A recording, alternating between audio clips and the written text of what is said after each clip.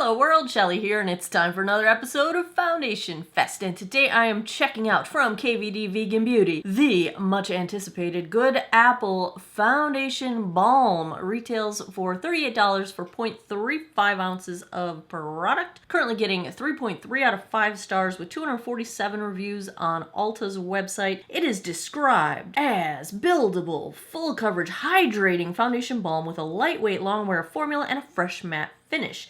Infused with apple extract to help nourish skin, Good Apple minimizes the appearance of pores and gives skin a smooth, healthy look. Plus, it is non-comedogenic.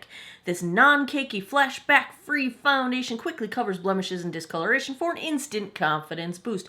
I don't get my confidence from my foundation, but thanks for trying. In fully recyclable packaging, and they note that it does not even have to be disassembled in order for this to be recycled. There's no metal in here. It is fully plastic. There's no mirror. There's nothing that prevents you from tossing this whole thing into a plastics compatible recycling bin. So bravo, I really like that. I also think this is really pretty. I am a fan of this packaging. This comes in 40 different shades. I have this in the shade Light 18, which is described as being for light skin with cool undertones, so I'm kind of shooting for my summer shade here. The other thing with the shades, when I went on to the Kvd Vegan Beauty website, the shade matcher that compares it to their other foundations, like the Lock-It foundation, which I have, I've got 44 Cool in that one, and it's a little too light for me, so this was recommended as one shade darker than that in equivalency, so that's how I picked this. If you are buying from Ulta, I forgot that Kvd is there now. They are giving away the Everlasting eyeshadow palette for free with a $40 purchase. Also beautiful packaging. I got this from Kvd Vegan Beauty where it was half off, so your mileage may vary. Let's take a look at shade Light 18, swatched against a few others in my collection. Swatch time! First up is today's foundation from Kvd Vegan Beauty, the Good Apple Foundation Balm in shade Light 18. Second I've got from Estee Lauder, the Double Wear Stay in Place in 1C1 Cool Bone. Third up is MAC Studio Sculpt in NW15. Fourth is also from Kvd, the Lock-It Foundation in Light 44 Cool. And last I've got from Misha, the Perfect Cover BB Cream in shade 21. I already cleansed, moisturized, and sunscreened this 46-year-old face. I have primed with the CoverGirl Outlast All Day Primer Base. I am enjoying this one very much. I will go in on one side of my face with a dampened sponge. The other side I will use a dense brush. This is the Artis Oval 7. The Kvd Vegan Beauty website does recommend either of these approaches. We will see if I have a preference one way or the other. This has really nice coverage right out of the gate. It is a little bit clingy to some dry skin patches that I've got, but it is blending out very nicely with a good amount of coverage. I'd say light medium coverage right away with the sponge. Let's take a look at the brush side. I like how this applies with the brush. I think it is a little bit more smooth in the way it applies. I am having a little bit of issue with a little bit of pilling of my skincare beneath it, but nothing major and not enough that I would be concerned. I probably just didn't blend in my skincare quite well enough. Let's zoom in and take a look at this one. So, like I said, it's clinging just a little bit around dry skin areas, such as around my mouth. It's doing a really nice job of blurring pores. I think especially on the brush side, my pores look quite minimized. My nose looks quite good. I am a little bit surprised because my nose is usually a trouble spot. The texture on the more textured side of my face isn't smoothed quite as much, but I do like what it's doing for pores, and it's not clinging to the texture between my eyebrows. My forehead is a little bit dry right now, so I am seeing a little bit of clinging of product there, but not too bad. I like the finish overall. They described it as matte, but I would call this sort of a satin natural on me, at least. I'm getting a little bit of reflect and luminosity, both, directly in the monitor and in my farther away mirror, so Looking all right so far. I don't think I'm gonna have to set this because it really feels quite well set down as is. Let's check the time. It is 12:19. I'm gonna go put the rest of my face on. I will be right back. Back with the KVD. I did not have to set this with powder, which is fantastic. I feel like I'm having a pretty good complexion day. Aside from where it's clinging just a little bit to dry skin on my forehead and my upper lip, I feel like everything blended nicely. This feels really lightweight, but it has great coverage for that feeling. We'll have to see how it wears over time, but so far so good. I'm very happy. I'm also very happy because look what showed up, right? FedEx came right as I was getting ready to put my face on. This is from Goss. It is the Radiance Boosting Face Palette. I got the lightest shade because it was described as cool undertone.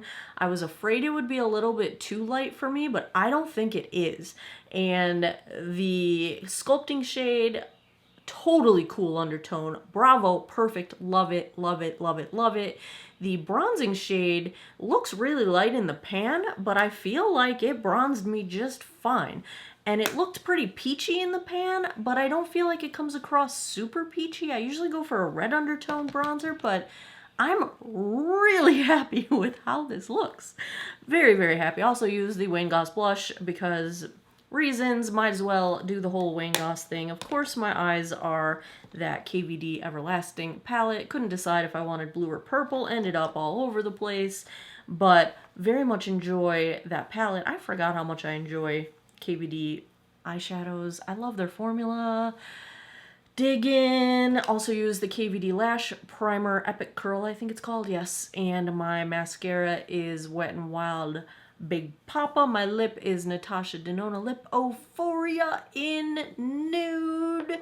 I think that's everything. You guys, I'm still head over heels on the Anastasia Brow Freeze.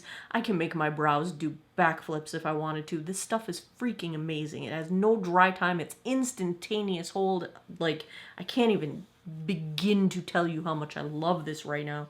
I am trying out from Arches and Halos their brow pen. Fine bristle tip brow shaping pen, and I just wanted to fill in a little bit. It might be a little too dark for me, but my hair seems to be getting darker. More grays, but the hairs that aren't gray are, is that a thing? Does hair get darker? Like I think it's getting darker. Look at my roots. I'm in a bun right now. This is still purple, don't worry. But, all right. Think that's everything. I'm gonna go about my day. I have some errands to run. There will be a little bit of mask wearing, so we will see how well this one holds up.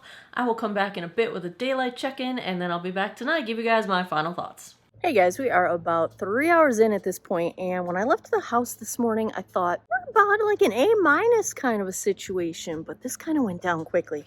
I have to say, this stuff transfers like crazy, and I knew I was in trouble right away when I took my sunglasses off and there was just a layer of foundation on the nose pads of the sunglasses. Now I know that typically foundation is going to leave a mark where you wear your glasses, but I mean it was a layer of foundation, and anywhere my mask goes has basically no product left. I've only been wearing this for about 15 minutes. This was a fresh mask. I busted out a fresh mask. The other issue I have is it's really emphasizing my texture. I know my skin is a little bit more dehydrated than normal. I've been slacking on my 7 skins. I mean, this is kind of unwearable, really. That's a lot of texture just showing up right here. And I'm not wearing a lot of highlight today, so it's not a highlight issue.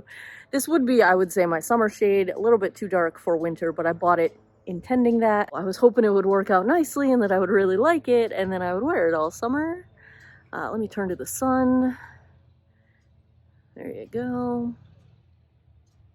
My forehead's showing a lot of micro wrinkles as well. It's just a little bit kind of dehydrating. Maybe it just emphasizes dehydrated skin because I feel like my skin doesn't feel dry at all, but that's where we're at about 3 hours in. This is not going to work very well for me, you guys, sadly.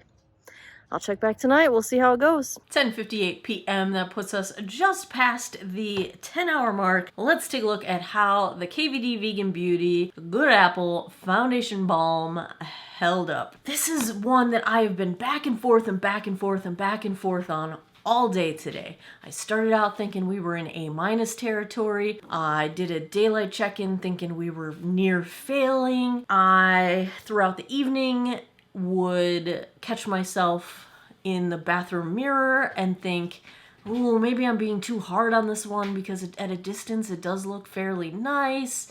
Here we are, end of the night. Here's the situation. It's super comfortable. It feels really lightweight. It feels hydrating. I do feel like I look a little dehydrated, but it feels really good. Like my skin feels good. Every place a mask touched is a hot mess. Every place else still looks fairly nice. Under the mask area, so it transferred like crazy. And under the mask area, like my chin, the mask doesn't touch my chin. Like I wear those KN95s that they kind of like touch you here, but then like the rest of it points to like a cone shape, and so it's not actually touching your face in those areas, but it still wore completely off my chin. Like I feel like somehow maybe the extra humidity of breathing inside the mask caused it to break down. I only wore the mask for like maybe half an hour total. Like it was not a lot. It was on and off several different times, but total maybe 30 minutes. So that's a hot mess. I mean, that's just a hot mess. Every place else looks nice though. So let's zoom in, get a good look at this one. Here's what's going on. Anywhere around my mouth, on my chin, or on my nose is either completely missing, so like where my sunglasses sit on my nose, completely missing, upper lip, almost completely missing, nose almost completely worn off, chin almost completely worn off.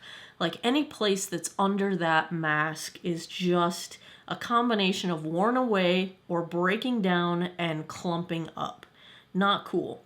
But if you go around the rest of my face, where the mask doesn't sit, blush, bronzer, highlight, for example, by the way, I basically forgot to put highlight on today, they look completely intact. So that's telling me that, you know, this is not going to be a mask foundation, but maybe it's okay for if you're not wearing a mask.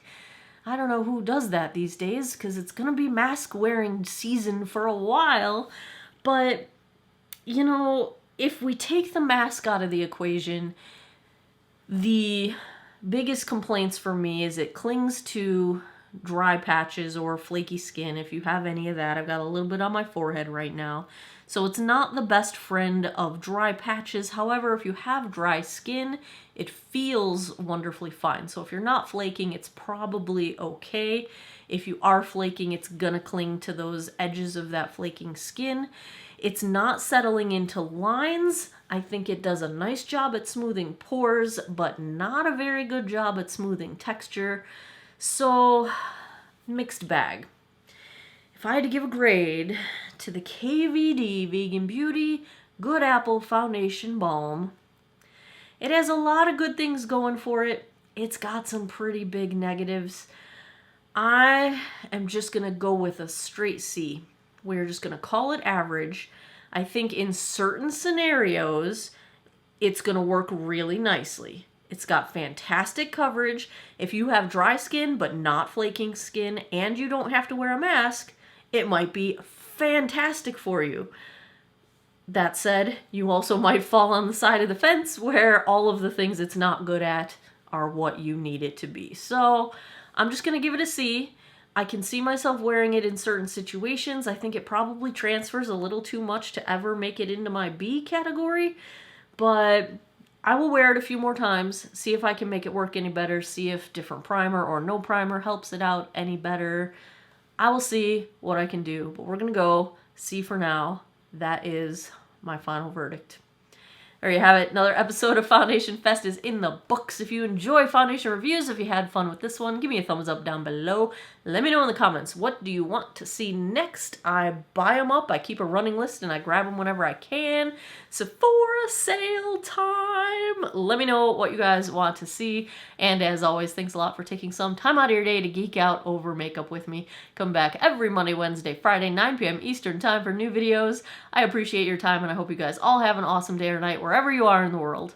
Take care of each other. Bye-bye.